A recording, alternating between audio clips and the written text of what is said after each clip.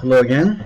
Um, so the last video, we should have completed our worksheet. The high and low limit will update automatically. The range is taken care of automatically.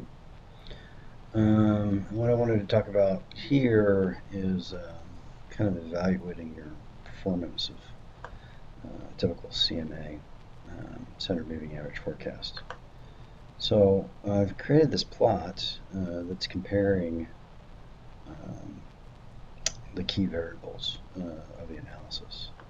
So my red dots are just a straight plot of quarterly sales. And the green represents the moving average calculation. So one of the things moving averages does is they smooth curves out significantly. So instead of the up, down, up, down, up, down, we get this nice kind of smooth variation in the trend. And because it's a moving average, as we shoot up, the lower values tend to hold the average down. As we come down, the old high values tend to keep the average up. So it tends to have a delay associated with it. One of the choice variables that you have in a moving average estimate is how many variables that you include in the moving average. We chose 4. You could use 2 or 3. And the centering of it as well. Remember, we're trying to form a forecast model, so we could change where we do the summation. In other words, instead of doing these 4 and these 4, I could start, say, up here at this block and use the same equation. So still these 4 and these 4, but up here. So actually I'm using future data to assess the current estimate of what quarterly sales would be, but when I incorporate that with my linear model or quadratic model for the forecast, it's still allowable. Not maybe recommended, but still allowable. It's just a function of how well you're predicting the future. So our green line is our moving average line, and then we're running a regression, a linear regression, in an attempt to fit this moving average line. And again, remember, what we want to do is attempt to forecast the future and perhaps forecast it out multiple periods as opposed to accurately fit our data. So I don't want to create a spline regression that follows this moving average closely, because I'm not sure where the moving average is going to go in the future. Here it tends to flatten out.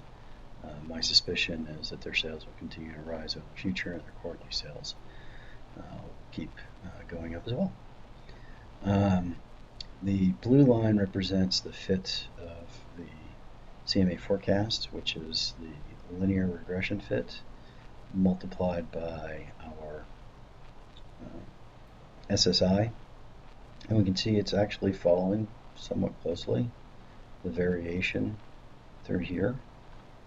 We have a large standard error here because we're not picking up the nonlinear characteristic of the model through here. And we're coming back to a better fit as we go out in this direction. Whether a quadratic might be a better way to fit the pattern is debatable, but possible. Probably a better solution would be to play around with the number of periods that you're using your moving average. As you add more periods to it, you're going to tend to flatten out everything. Of course, you're also going to need more data.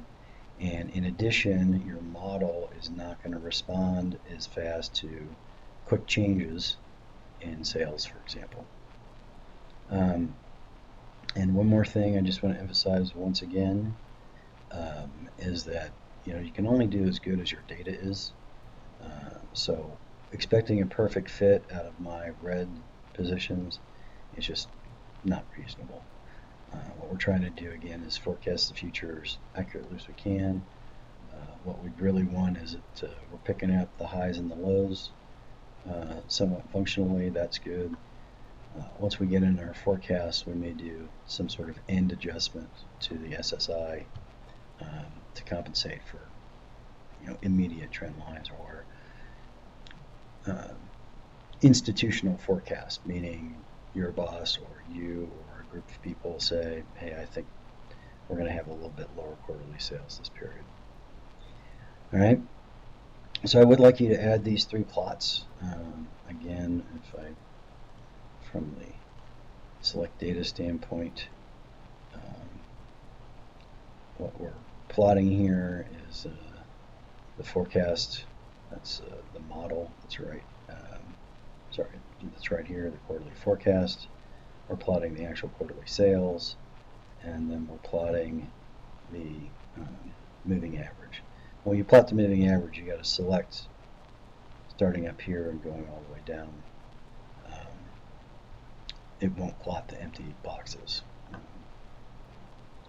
Okay? So then the last thing that you're going to need to do is go ahead and create another worksheet. And what I've done down here is do a linest function. I just click on this one.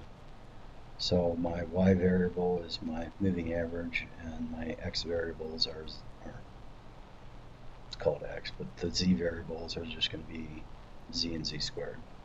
And then you'll redo your model based on the new equation estimation, the ratio, the SSI will update automatically, the forecast will update, all the errors will update, and then just generate a new plot in terms of your evaluation. So we're looking in terms of evaluation at your error structure.